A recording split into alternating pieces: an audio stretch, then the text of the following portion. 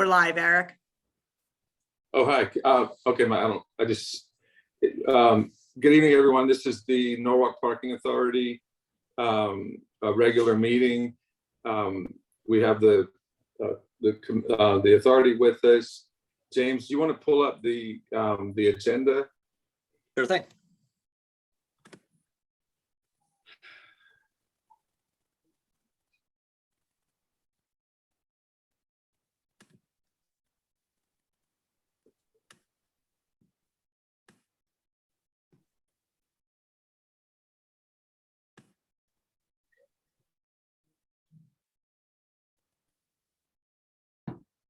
All right, can you guys see that? Not yet.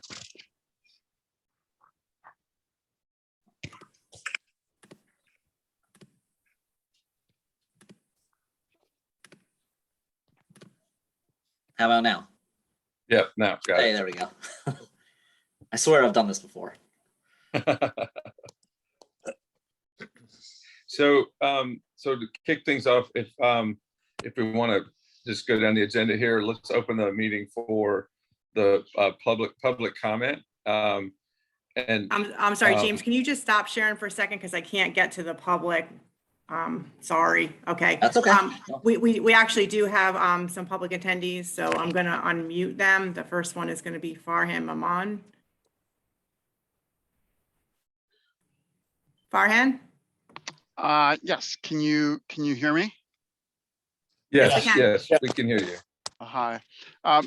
Good evening, everybody. My name is Farhan Memon. That's spelled, I guess you can see it on the screen, Farhan Memon. I'm a resident of Norwalk at 15 Pequot Drive. I'm also the chairman of the board for the Connecticut chapter of the Council on American Islamic Relations, which is America's largest Muslim civil rights organization. I wanted to come to you this evening to thank the mayor, as well as Mr. Travers and Mr. Emery for being responsive to our concern about parking on Mott Street and the fact that the charging of parking on Mott Street was impeding the ability of people going to the Al-Madani Islamic Center of Norwalk from attending Friday prayers, and also the upcoming Eid al-Fitr celebration that's taking place at the end of Ramadan. Most of you, perhaps some of you, will recall that in December of 2019, there were changes made in response to a Wall Street area parking plan, which imposed new parking fees on Mott Street. As a result, this has affected the ability of people coming to worship at the Cornerstone Community Church and at the Al-Madani Islamic Center. Our concern from as a civil rights organization is that these new charges place a burden on the free exercise of religion, both for Muslims and Christians who are coming to their houses of worship on that street. Because, you know, before 2019, there were no charges for parking on that street. And if you're someone who is coming late to a service, you might not go if you are afraid that you're going to be charged parking and can't afford to pay. Or you might not go if you are late and have to park at a free spot that may be some distance away from the mosque and aren't really able to walk that distance. And so we believe that there are both ethical as well as community related concerns to having parking on that street in the way that's being charged, especially during those hours of 12 to 2 where Muslims are praying on Friday, as well as on our major celebrations. And there may be some legal issues as well. So we're thankful to the mayor and to your staff that they've agreed to pause and put a temporary moratorium on collecting fees during that time and look forward to working with them to find a long-term fix to this problem. Thank you for your time this evening. And I'd also like to have incorporated into my public statement a letter that I sent to Mayor Rilling on April the 25th, which has been shared with Mr. Travers and Mr. Emery previously. Thank you, Mr. Miman. We will take your comments and we'll discuss those and report back.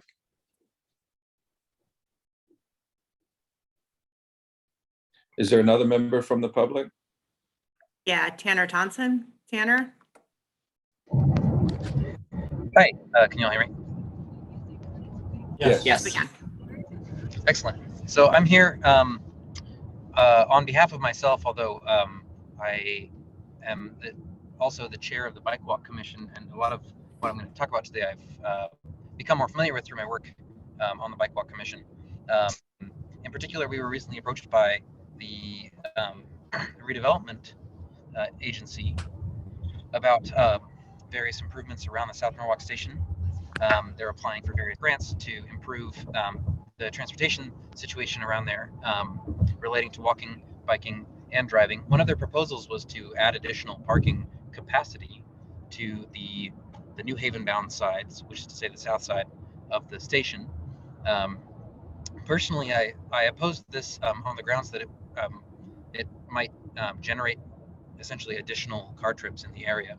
And as I dug into the issue and asked some of my fellow commissioners, did a little looking at academic research, it looks like the best policy response to the current situation, which is that there's a long wait list at the parking garage, would be to increase the cost of parking, especially the monthly costs. Personally, I believe that the current cost of, I think it's $90 or $99 per month at the garage is pretty low, and the fact that there's such a long wait list indicates that the demand for parking at that price far outstrips the supply that we have, because of the likely negative environmental impact of adding more parking. I think that dealing with this supply-demand mismatch by adding more parking is unfavorable when compared with the solution of simply increasing the cost of the monthly parking. This would also, of course, have the positive effect of raising more money for the city through parking revenues. That's all I've got. Thank you very much. Thank you, Mr. Thompson. Sorry about my dog barking there. We will, and similarly to before, we appreciate your input, and we'll take your comments and discuss them within the authority. Are there more members of the public? There are. If anybody else would like to speak, can you please raise your hand?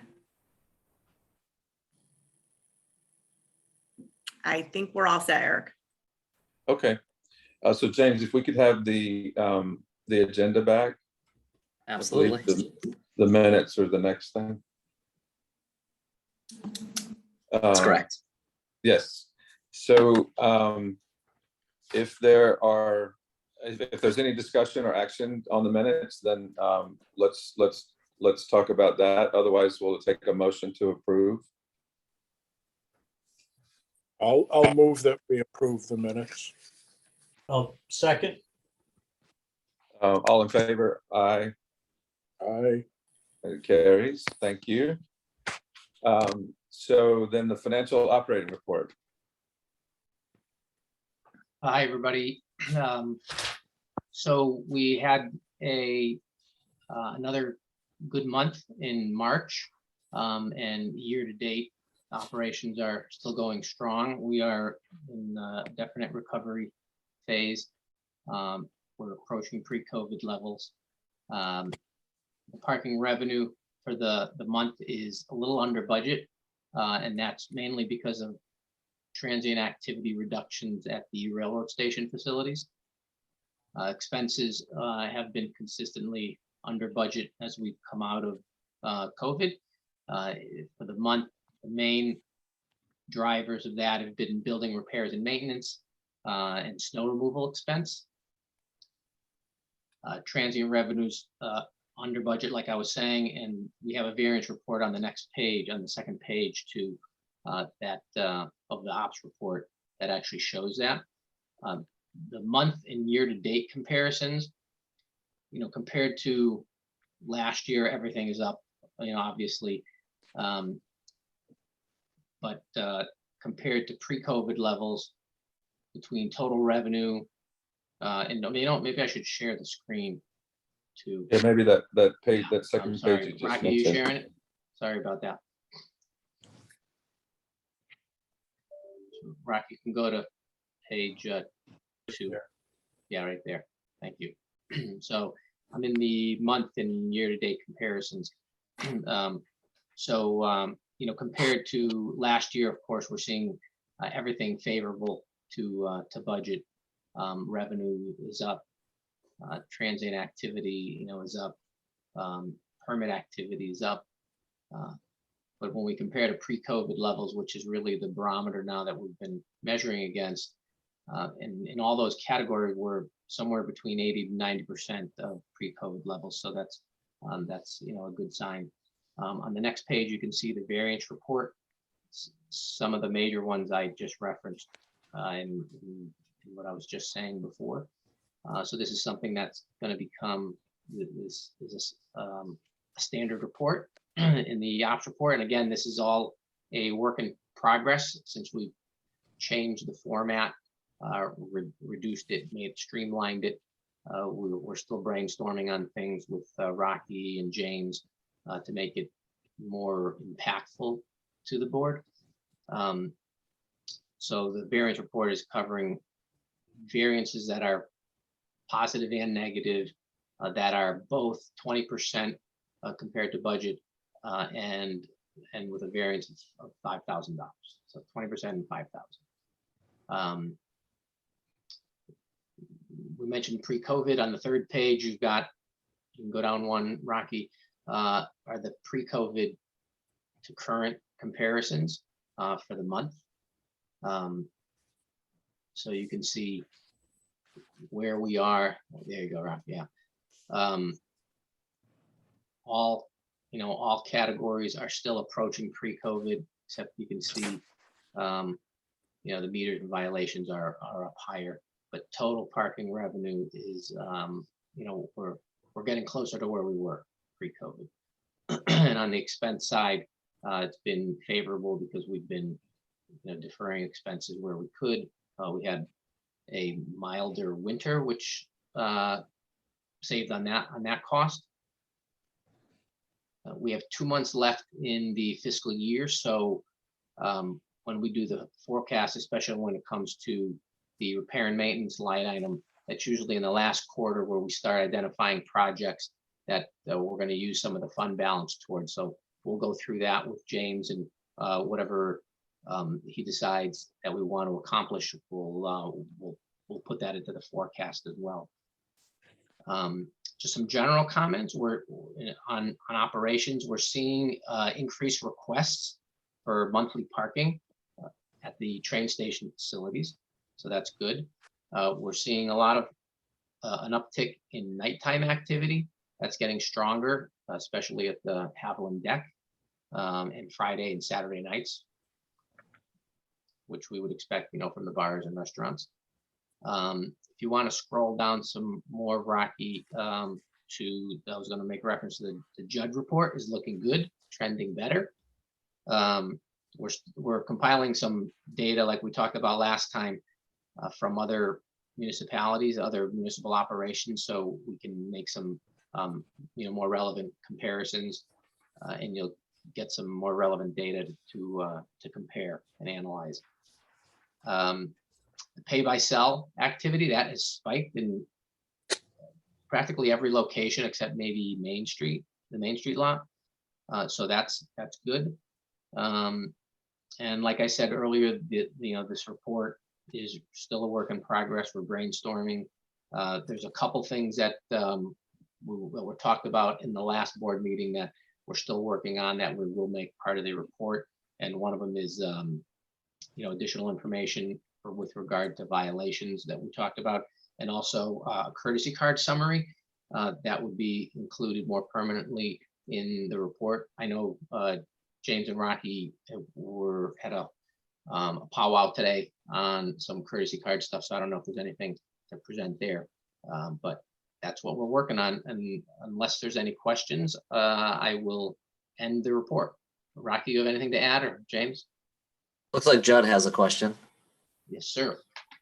Steph, next week, could we get a Judd report, you know, the ratio of ticketing, say, of South Norwalk and the Wall Street district?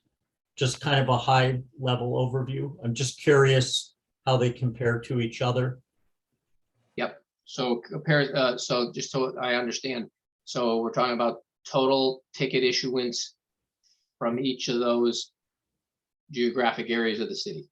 Yeah, versus transaction. And if you know, if you guys normally break it down in some different manner, I don't know, you know, if you do Yep. South Norwalk and Midtown, whatever you're comfortable with. So the Judd report broken down into the Wall Street area versus Sono. Yeah, if you can do it that way. Yep. Yeah, I think we could.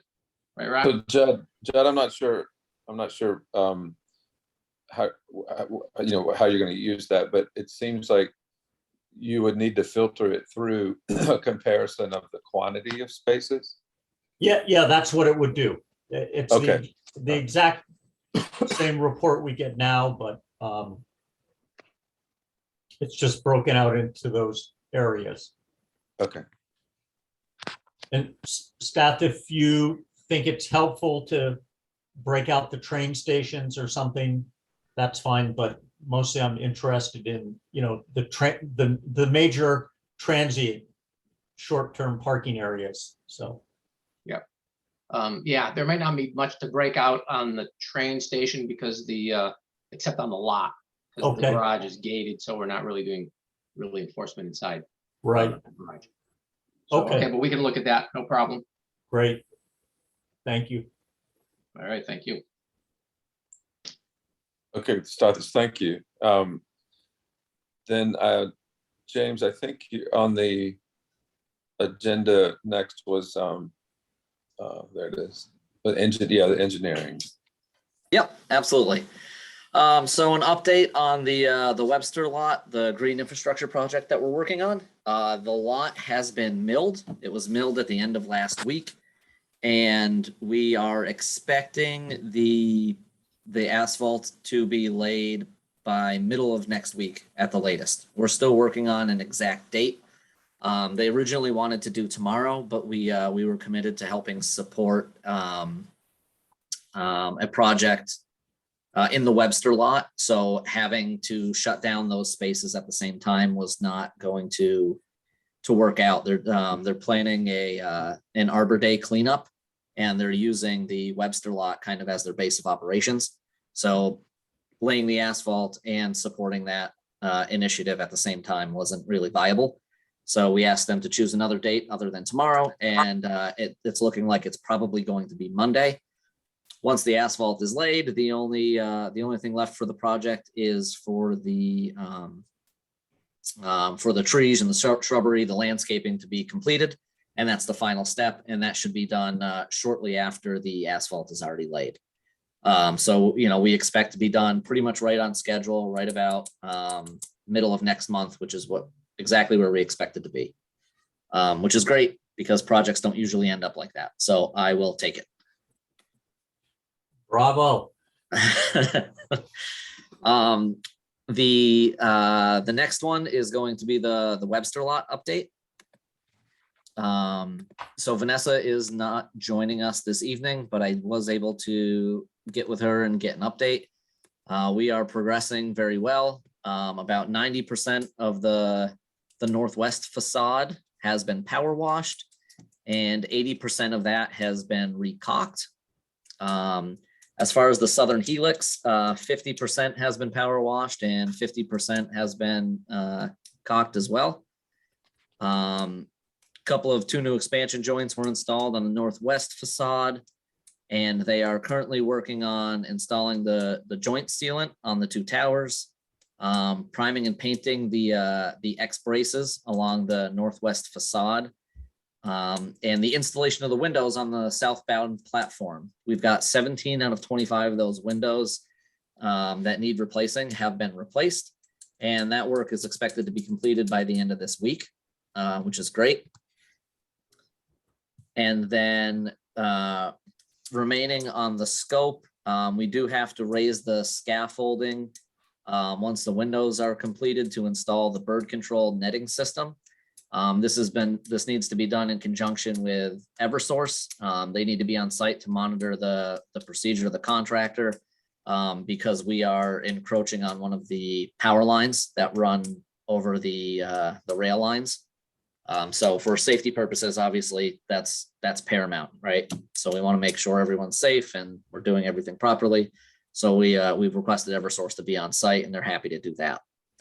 And then other than that, we're going to continue the power washing and the caulking until complete. And that's the update for the South Norwalk Railroad project. Any questions on that before I move on? No. Nope. All right. And the last one is the calf pasture. Sorry, my notes just disappeared on me. The calf pasture parking. So calf pasture charge for parking starts on the 15th of next month. Today and on Monday, we were in the middle of revamping the signage. The program that we've talked about in the past that I put together in conjunction with Parks to help with a clear understanding of wayfinding and where residents should be parking, where non-residents should be parking, how to make a payment. It's actually led us to also helping us beautify the beach area. We're reducing the amount of signage while being more clear and concise, making it very clear and obvious where the reserved Ripka's parking is down there. So we expect compliance to be up. We expect the understanding to be up, and we expect the amount of violations that we're writing there to be down next year. That's the hope, because we want people to come down. We want people to enjoy the beach, really enjoy the area. And a citation can really, leave a bad taste in their mouth. So we're hoping that this helps kind of mitigate the citations that we've been writing there, and also help beautify the park. So that should be done by the end of this week. I encourage you all to go take a drive down there, take a look at the new signage, and the wayfinding and the parking, and enjoy the beach while you're there, of course. Any questions or comments on that one? No? No, thank you. All right, fantastic. Since it's still me talking, I figured I'll just roll into new business if everybody's all right with that. Yes, please. One, just, there's someone who missed, I don't know, the public or didn't raise his hand. He's asking if he can speak. Where do you see that? Down at the bottom of your screen, you should see a Q&A with a little number 1. Oh, I see that.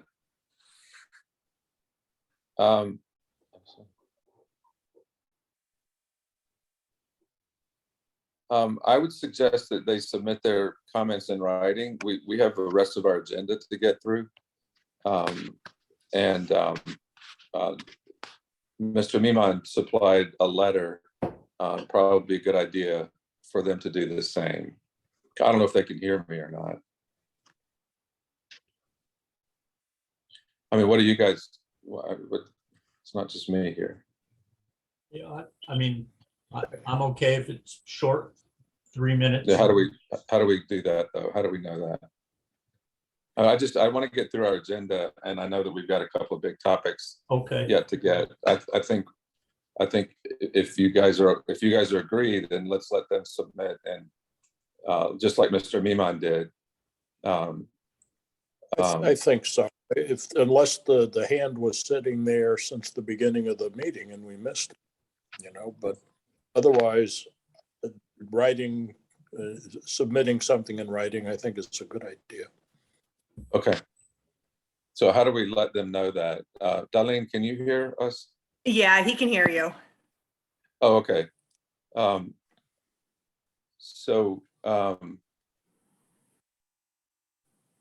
Velaby, if you would submit your Yes, I can hear you. Yeah, I heard your comments. We'll do oh, that. thank you. Yes, so please submit, and we'll have your written record.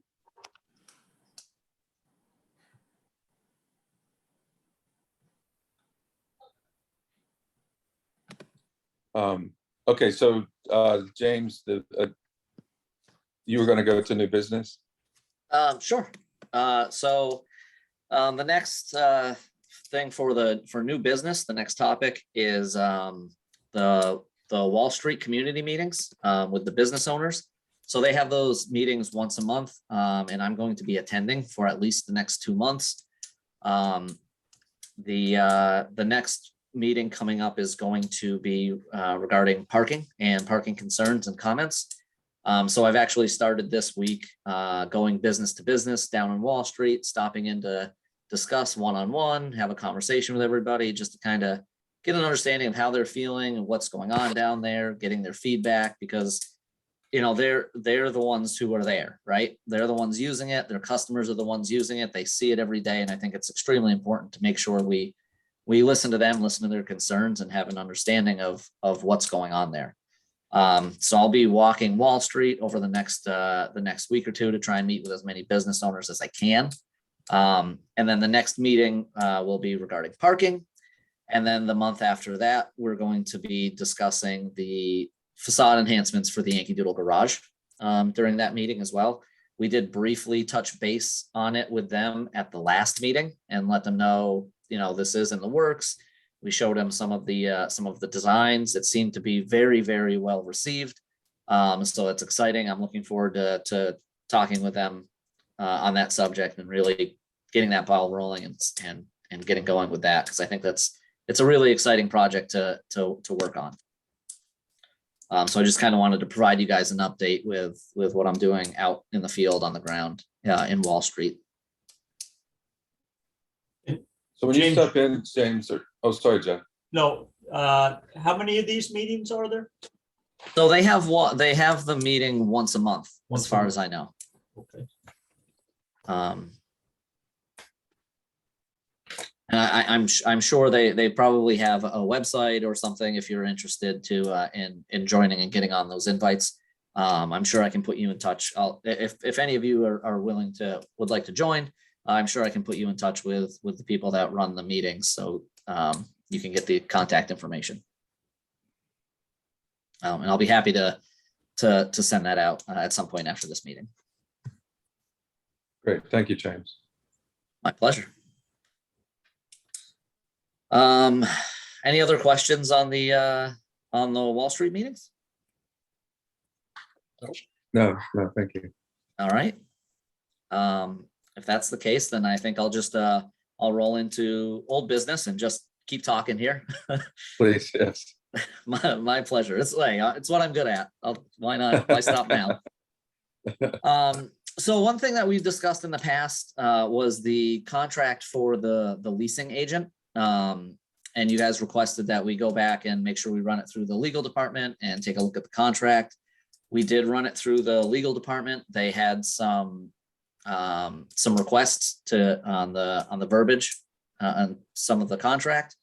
The company was more than happy to make those changes, and we all agreed that the contract looks very favorable. This is going to allow us to get out of the leasing business. So that what their responsibilities will be if we have a vacancy, to reach out and try and hit the ground running and find people who not only are just willing to possibly do business in those leasing facilities, but specifically ones that will thrive, right? And will fit into the area that they're going into. This kind of gets us ahead of the 8 ball when it comes to the new station house that we'll have in East Norwalk once the that portion of the walk bridge project is complete. There'll probably be areas in there that we can lease as well. So that will certainly help us finalize that. And also looking at all of our current leases and making sure that, we are charging a fair rent, accurate rent. And that's just not something that we're experts at. And I think having a third party manage that on our behalf is really just going to benefit all of us, and especially the commuters or the patrons that are using those facilities, whatever they may be.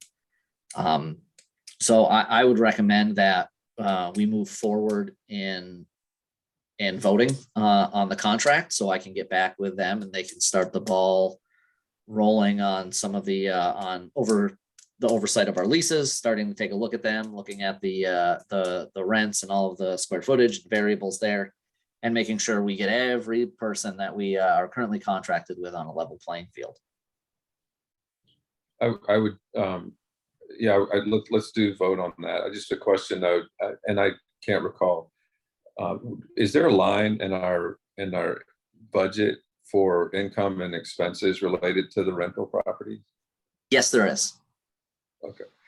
All right, so we're tracking them individually, and we know what, cumulatively what they cost, but we also know individually what each one is doing. Yes. Yep, that's correct. Okay.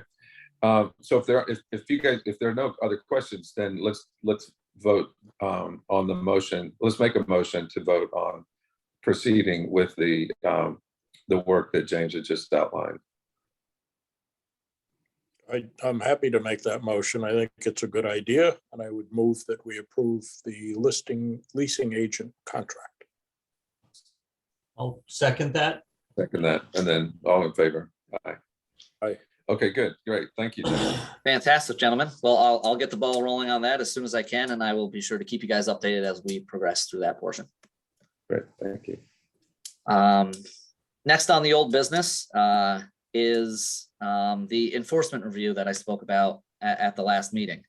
So I'll apologize to Rocky now. I have spent, I think, more time with him the last couple of weeks than I have my own wife. And I can't say I'm proud of it, but we've got to do what we got to do. So Don't forget his really, birthday. Don't forget his birthday. Right. I got to get him something good at this point. So I sat down. I've had individual meetings, not just with Rocky, but our enforcement agents as well. I have not finished meeting all of them. I'll also be conducting some ride-alongs with enforcement to just kind of really, based on my past experience, the best way to understand something is to do it. So I think really putting myself in those shoes and going with them and seeing what they see, seeing their experiences, listening to what they've seen out in the field, some of the concerns that have been brought to their attention by the citizens out in the street. Also looking at things like staffing, the routes that they either walk or they ride. We're pulling the statistics for enforcement for the last 5 years and doing an extreme deep dive into all of those numbers. And I think within maybe the next week to 2 weeks, I should have a full enforcement report put together that will really allow us to have a really good understanding of our enforcement program as a whole in the past, and then that will lead us into the discussions for the future. And that includes courtesy citations as well, like Stafi mentioned earlier. That's something that Sarak and I dug into this morning for a couple of hours. And it's also started me down the path of the Judd report, right? We've discussed it before and how we can really make sure that what we're looking at is apples to apples. It's clear, it's an understanding. And I think I'm about 90% of the way of bringing something to sit down with Judd, and we can kind of discuss one-on-one, hopefully before the next meeting. But I think I've got some good ideas. I just want to flush them out a little more, make sure I dot the I's and cross the T's. But I'm really excited with the progress that we've made, what we've come up with. And this is really going to help us head in the future and make sure we're heading in the right direction. You know, it's the nerd in me just really likes it. I can't help it. I've had a blast really digging into it, and I think you guys are going to be really excited with what we can come out with from all this time that we spent together. Rocky might need a vacation at the end, but you know, sacrifices for the greater good. So that's kind of that's what we're looking at in regards to the whole enforcement ecosystem as a whole. And out of that may come recommendations for equipment, programs, who knows? But expect a big, long-winded conversation on the next Parking Authority agenda. Great, Good. thank you. I look forward to seeing it. I think I'm going to be sick for that day. That's understandable. Thanks for the warning about the long-winded part. Yeah, right. Hey, that's what I do. Ask Rocky. He knows at this point. So now that we have all the data, we've got it filtered, we have it easy to look at. Is there anything, you know, without spending the next 6 hours on the topic, is there anything specific that any of the board members want to make sure that we can pull out? Well, I think what I mentioned earlier, but I think it sounds like you've gone well beyond that, right? Yeah, absolutely. So, you know, we'll have, in regards to what you said earlier, we'll have a couple of different options for you on what looks like the best course of action we can take for the board so we can have a good understanding of the Judd report, as we call it. Okay, ticketing ratio. Yes, Yeah. absolutely. Okay. Not only I think we can go deeper, I think we can get more accurate, and I think we can expand it a little bit too, which is exciting. Yeah, because one of the things to me about particularly on the ticketing side is whether it involved a transaction or not. Right. And that's right now, so far, to the best of my knowledge, we don't have a way to separate the transaction versus non-transaction. It assumes everything was a transaction. And right. So if it's possible to, you know, to separate those two, then I think it would help the numbers. It would help. It would put the numbers in the right perspective, and we'll know. You know, we'll know the most detail we can know about the instances. Absolutely. Go ahead. No, Eric. So you're wondering about the tickets issued for people who didn't even try and pay versus people who have overstayed. Is that what you're saying? Yes. Yeah, that's a very interesting point to look at, I think. Yeah. Yeah, absolutely. And we have the ability to do that and filter it and sort it pretty easily at this point. Right, with pay by plate, right? You can tell. Yeah, you can tell that. You'd be surprised at how much data we can actually pull from our citation system. You know, violation type, location. I mean, we can go crazy and go to time of day if we want to. Like we can get really granular and in depth. So we've got options. We definitely have options, and we'll make sure we present those to you so you guys can decide on which ones you'd like to see moving forward on the ops report. Okay. Yeah, because I think, James, to me, the value of this kind of information is, you know, what can we do about it? You know, if there's an excess of ticketing within one particular category, then what is it we could do to remedy that so that that excess is reduced? You know, because our objective certainly isn't to write tickets everywhere. It's, you know, it's to make it the whole thing work in a way without burdening anybody. And yeah. So that's I guess that's kind of another point to draw out of it, is more on the conclusion side. It's, you know, if some number compared to other numbers is, you know, way high or way low, then, you know, what's the conclusion? How do we, you know, what do we do about it? Yeah, no, you're absolutely right. You know, we obviously, unfortunately, enforcement is a necessary evil to Right. have a good operating parking program. But we want our revenue to come from people coming downtown, enjoying themselves and paying the meters, not from citations. And by looking at this data, this is going to allow us to see trends, to see spikes, to see specific areas that may have an issue. And then we can start addressing it, whether that's with, community outreach or, checking out the signage, making sure the signage is placed properly and the signage is clear. It points us in the direction to really start looking at that in a more granular way and what we can do to help mitigate those situations. Right. That's great. It's definitely going to be great information to see. Thank you for pulling it together. No, it's my pleasure. So you can expect that from us on the next agenda. And then, I'll try and we'll meet with Judd probably a couple times just to kind of hash out all of our options. And then we'll go from there. Great. Thank you. Let's see. What am I talking about next? We've got areas to pay by cell only and signage. All right. So, you guys have voted and agreed that there are a couple of places that we are changing from metered to pay by cell only because of demand.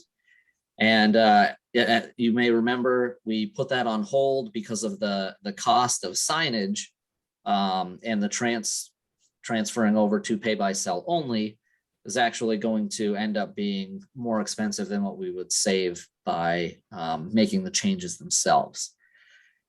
So while digging in and going through and listening to what I've heard from the community, I think we should probably start looking at simplifying some things. Ways to pay, possibly starting to look into our maximum lengths of stay is something that we should start paying attention to. Specifically, signage is a big one. And signs are also expensive, and we are not immune to the current economical landscape that we're trying to hurdle our way through. We certainly are coming out of COVID, but if we can save money in some places, I think we should make sure we do that while still providing a very specific service. And I think part of that is going to be minimizing our ways to pay. Right now, we have two different options for text to pay. One through LAS and one through Park Mobile. And if we can eliminate the LAS text to pay and we move to the Park Mobile text to pay, that provides us with minimal ways to pay, which also helps minimize the verbiage needed on signage. And if we can minimize it to a regular size sign compared to the 3 ways to pay sign, we can actually receive all of our signage provided by Park Mobile. They will sit down with us and help design our signage. They'll manufacture the signage and get it to us. So I'm recommending that we look at stepping away from the LAS text to pay, go with just one text to pay option. So that'll still leave us with our Park Mobile option, all of the different ways you can pay at the meter itself. And it'll also have the text to pay still available, just only through Park Mobile instead of the LAS text to pay.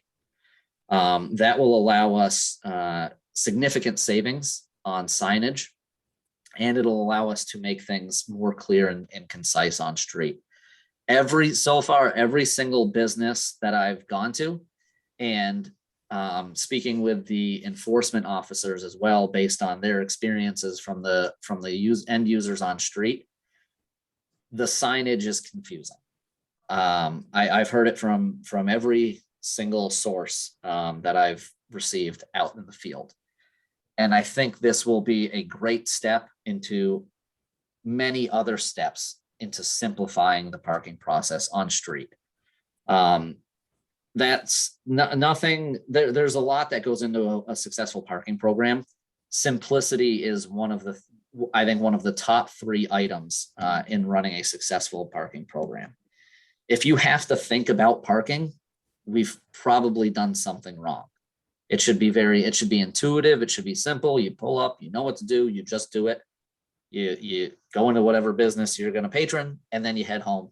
And then you're not even thinking about your parking experience because it felt like it was non-existent. And I'm not sure we have that right now.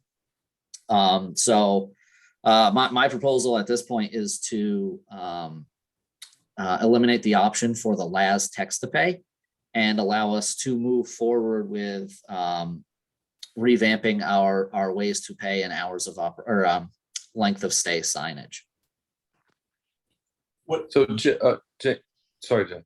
no, go ahead, Eric. James, within this, right outside my office is a plethora of signs and my office is on North Main Street, Yeah. in Sona. There's the big, 3 ways to pay. On one pole, there's a really big that big 3 ways to pay sign. Below that is, I think, hours to park. And then below that is Monday through Saturday parking. So there's, there's like 3, 4, there's 6 pieces of information on one pole in 3 different formats. Sure. So I completely agree with reducing the content to the greatest degree possible. But along with consolidating, let's say we do eliminate the last part of it, then we're left with the reduced sign that has 2 pieces of information. Can this program look at the other pieces of information that might exist on the same pole and integrate it into this smaller sign that would be provided by Park Mobile? Absolutely. I believe it can, and we'll be able to come up with many different options. But just like you said, because we have those 3 different signs providing the different pieces of information to understand the parking, one of the things we see is someone will pull into a space, and we don't have all 3 of those signs necessarily on the same pole everywhere. Right. So you might pull into a space and all you have is the 3 ways to pay sign right in front of you. Down the block a little bit, another person may pull into a space, and all they see is the 8 to 6, 2 hours, 6 to 9, 3 hours. So they see that sign and they make an assumption this is just a timed parking spot. And then they go about the business, they receive a citation. It's something that we've seen come up in the citation hearings. It's something that our citation officers are hearing on the street, and it's something that I've heard from the businesses. So while I do believe that we can get it all on one sign, I think we also have to look at where our signage is located and make sure that everywhere you run into a sign, you're seeing the exact same information. I'm also Right. not sure it's prudent to put all of that on one sign. My gut, again, we'll see when we start designing it and reviewing it, but my gut says it'll probably be 2 signs. But we'll keep the signs together. They always move in pairs, no matter where we install them. And I think that will go a long way. I don't want to if we get into the habit of putting too many things on one sign, then anytime we make a change, we have to replace every single sign. So if we have a standard sign with the important, like, ways to pay, there's specific ways to pay, those don't change very often. All right. So if we have all of that information on one sign, and then the parking hours, the 8 to 6, 2 hours or 3 hours on a separate sign, then that's a much smaller sign. It's limited information, and it's much cheaper to replace if somewhere down the road we decide to change the hours of operation or things like that. So it provides us the flexibility. It helps us financially. And it will make things clearer and easier to understand as we go through and do the signage, kind of like we did down at the beach. Okay, so this effort is more than going from 3 ways to pay to 2 ways to pay. Correct. It's more. It includes inventory and analysis of signposts throughout the city, wherever we have parking assets, and then once we understand all of that, then recommendations would come forward about what to do with the signage that we have left. Yes, that's correct. Right. But without eliminating one of the ways to pay, we just can't see any way to get it all on one sign and get it smaller. That's Well, easier yeah. to understand. I mean, personally, I remember working on those 3 ways to pay signs and commenting and about colors and things. But then I was still, and maybe I just didn't put it together in my head, but when they went up, it was like they were huge. And compared to, I think what the objective was, which, or at least my objective would have normally been to minimal signage is the preference. So I would be in favor of reducing the ways to pay sign down to 2 options, so that a smaller element could go forward that hope that just by the nature of it would be, I would think, be less confusing.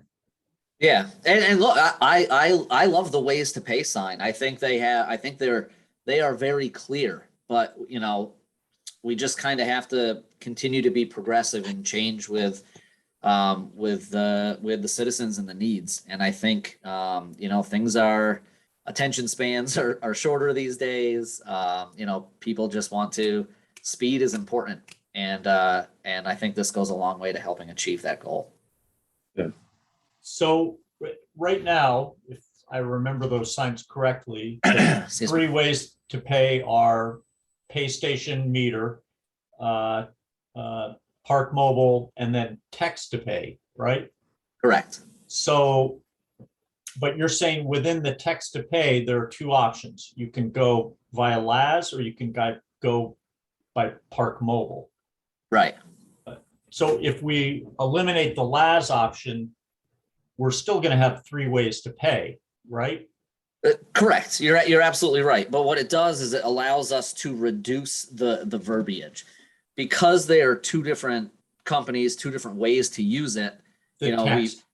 Like you've got to text this number, or you have to text this number, depending on which one you want. And it just allows us to really shorten the amount of words on the sign. Okay, I will admit, because I know there are 3 ways to pay, I never read the sign in detail and have not used text to pay, but you're saying the sign actually tells you the instructions more or less to use text to pay for Park Mobile or LAS. Yeah, how to get there, certainly. I see. Okay. I think we have to simplify it. What cost-wise for the end user, for the consumer, for the parker, is there a difference between the LAS and the Park Mobile fees?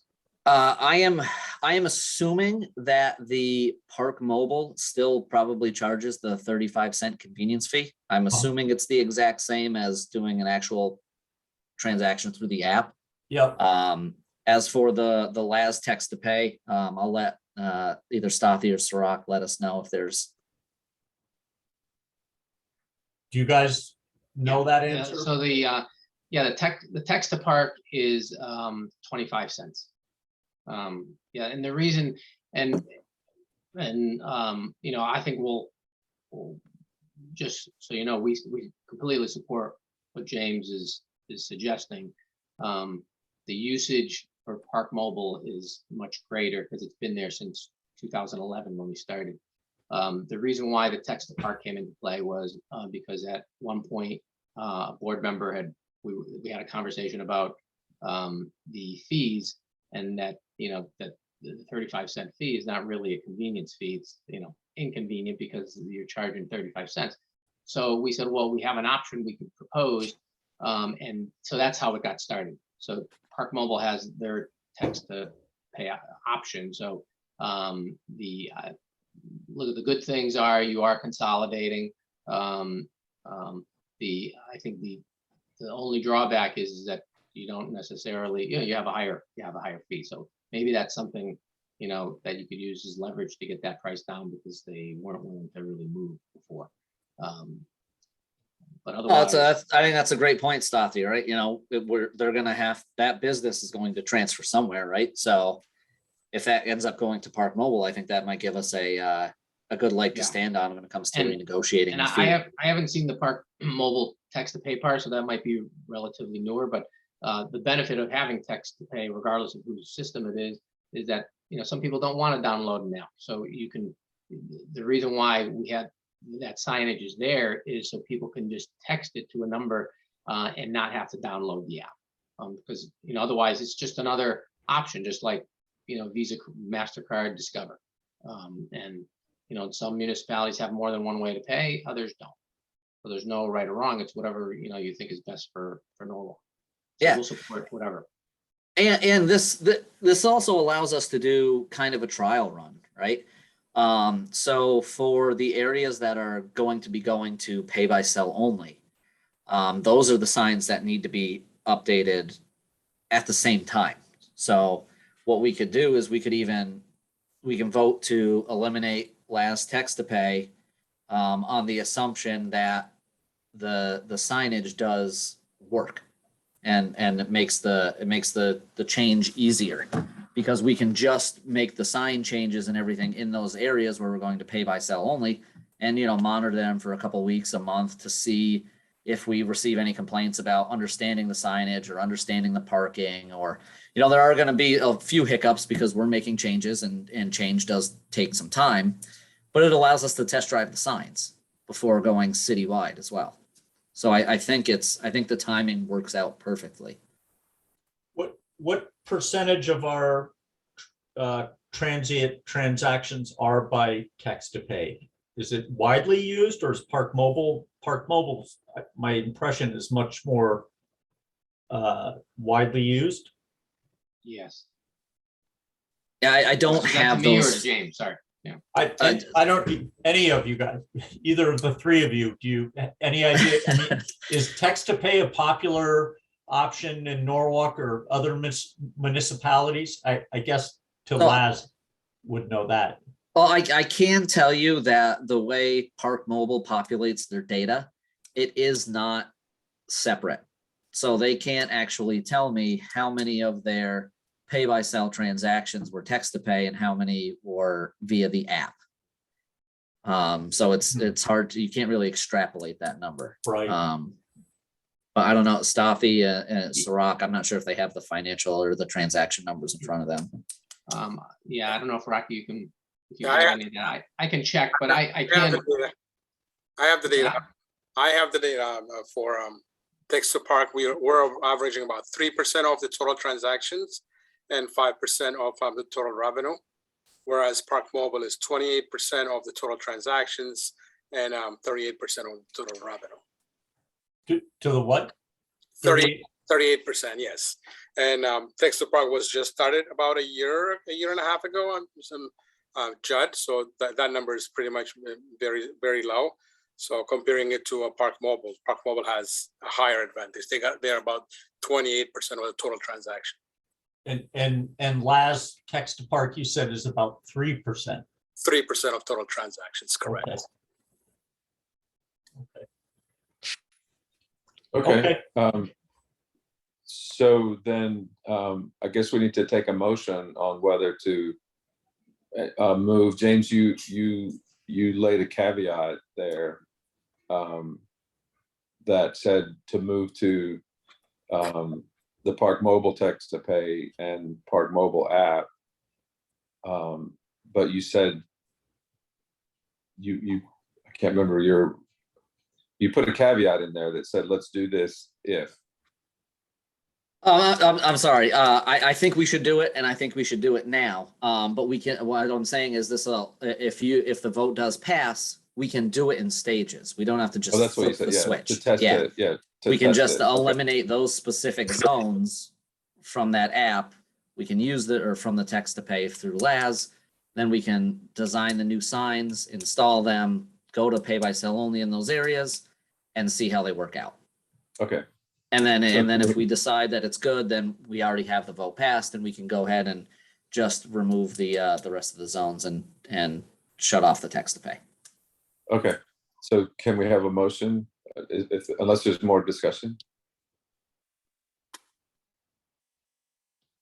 Tom? I don't have any more questions or anything. Usually, you could start this one. You're the motion master. You're the motion master. Yeah, I move whatever James just said. That, Well, I well, think- if that's the case, then hang on. I got a few more things to say. Yeah, right. So I think just let me see if I can get it all in. The motion would be, or the potential motion would be to move to Park Mobile for text to pay and continue with Park Mobile as the app.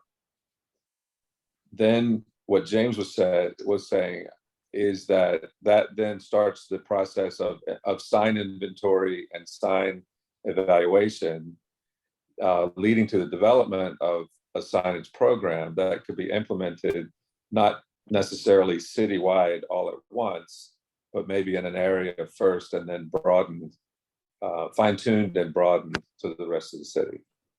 Is that kind of it? I think so, Yes. but you also want to include, if this is successful, that we're not going to have Laz doing the park by pay text.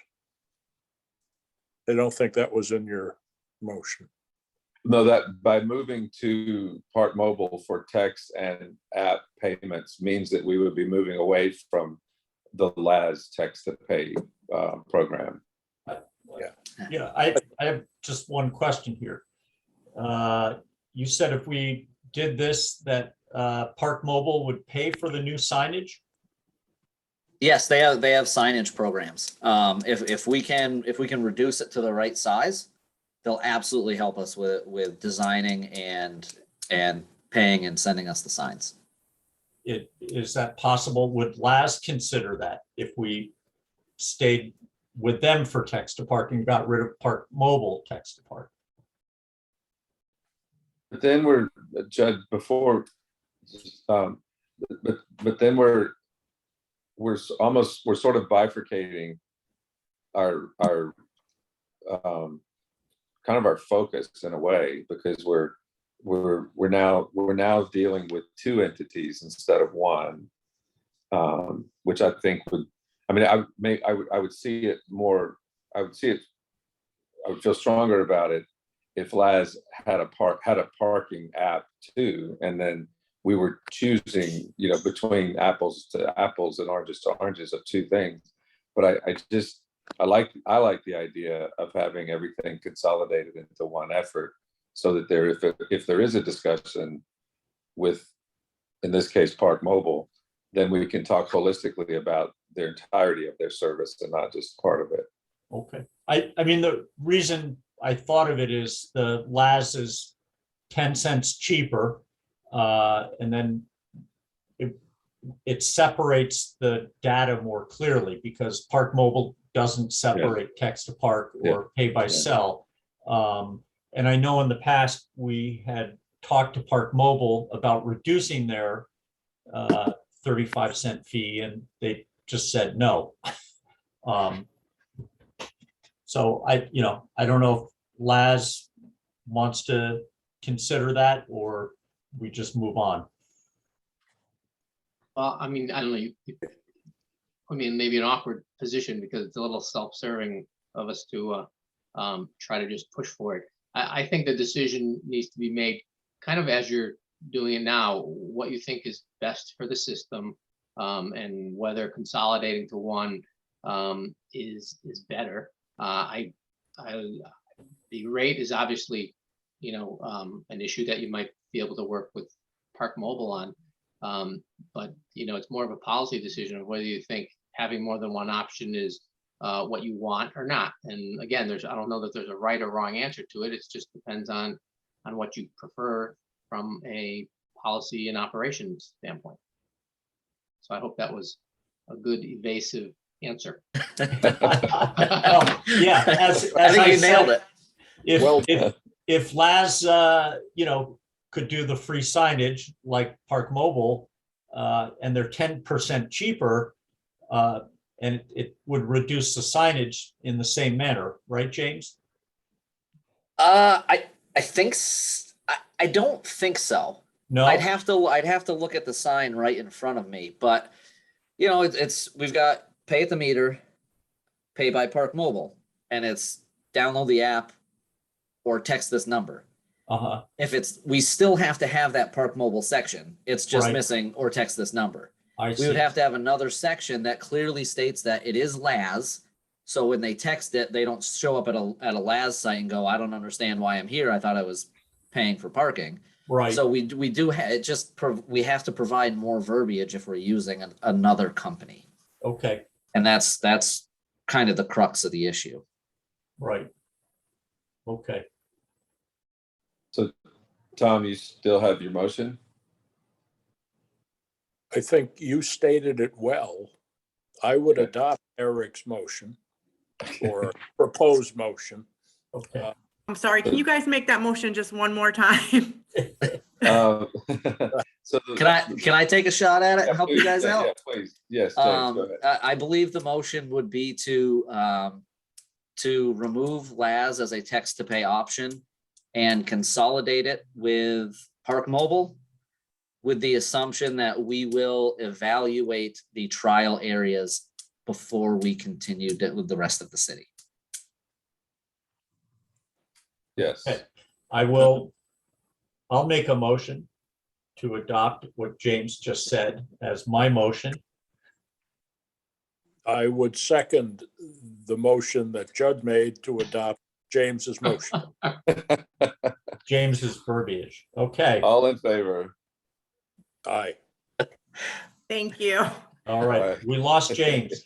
Oh, man, that Oh, was no, wait, good. there you are. Sorry. I'm here, Okay, yeah, I'm okay. here. I had to mute because I was laughing a little too hard.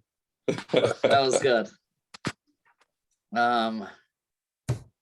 All right, and then I'll just continue to talk some more. The last one is the East Norwalk train station, New Haven bound side, the Brim and Crown development. So we've been talking with Brim and Crown for a while on a parking program there in that lot to make sure that we are able to support everyone. That's the commuters, the with or without permits, the businesses, the tenants, everything, every community that needs to use that, every part of the community that needs to use that. And we are dangerously close to coming to an agreement. It's been a while, but it's been extremely positive. And we've done a good job going back and forth to make sure that we are taking everything into account.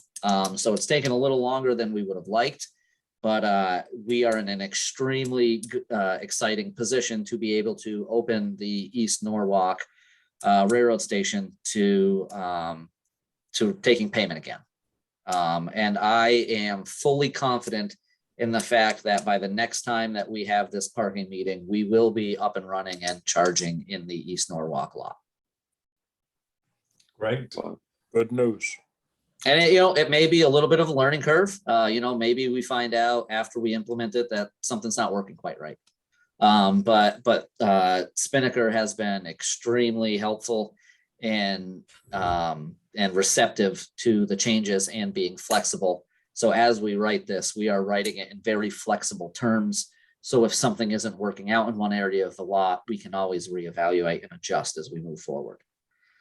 So by the next meeting, I should be able to provide you with all of the details regarding the payments, how to pay, where to park, who's paying what, all that.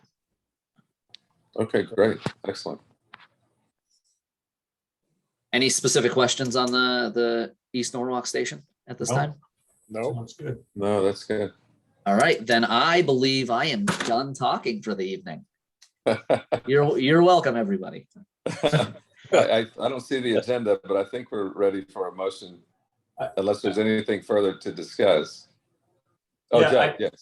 I just, going back to Tanner Thompson's comment about the rates at the train station.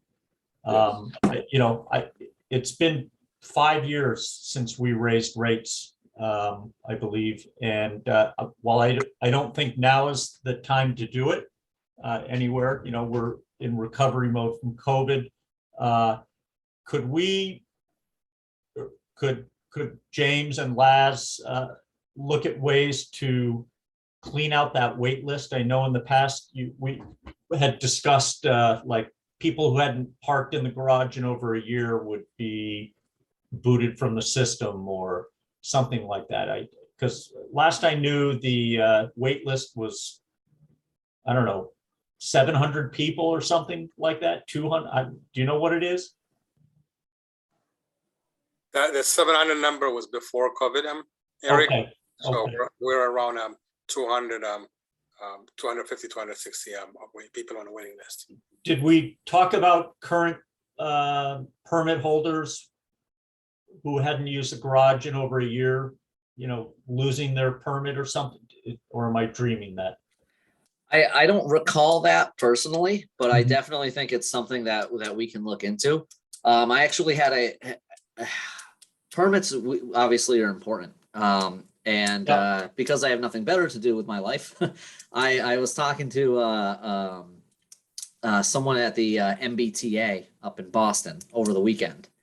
And they're actually, they're implementing a program to help part-time commuters where they're actually selling permits, monthly permits, but they can only be used, 2 times a week or 4 times a week. So that, I thought that was an interesting option because maybe people aren't purchasing the permits because they're not as valuable based for how much we're charging for them because they're only going to be using them a limited number of times instead of 5 days a week. So that might be that's something that I want to look into, and just kind of get an idea of some other programs that are out there for the other cities, and what they're doing to help support this kind of hybrid work situation that I feel like we might be in for longer than we had expected. So I think there's some creative things out there that people are doing. That's just one of them. And I think we should, make sure we do our due diligence to look into that.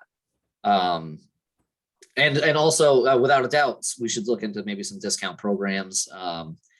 And I know Jim specifically is talking to a few other places to see if maybe we can get kind of a conglomerate together and do some sort of reduced pricing or things like that together at the same time to kind of really help drive home that we're trying to do this to help people get back to work. Mm-hmm. So that's absolutely something that we are looking at, Judd, definitely. Okay. And I'm more than happy to sit down with Rocky and Stothy and just, see if we can come up with some parameters on how we purge the wait list. I think that's important to have as a standard operating procedure, Or even the permit holders. Yes, I'm sorry, the permit holders. I mean, I a few years back, I had a neighbor who parked there probably once a month and kept a permit. I don't know why. It seemed, I think the fee was $90 back then. So they could park at the train station once a month. It was crazy, but they did it. So. Yeah, no, we can definitely look into that and start putting together some standard operating procedures for the wait list specifically. Okay. Good. I'm done. Thank you. Okay, then I think we are ready for a motion to I'll move that we adjourn. I'll second that. second. All in favor is aye. Aye. All right, great. Have a good Thanks, night, everyone. Thanks, All right. everybody. Thanks, Eileen. Good night. Thank you. Bye-bye.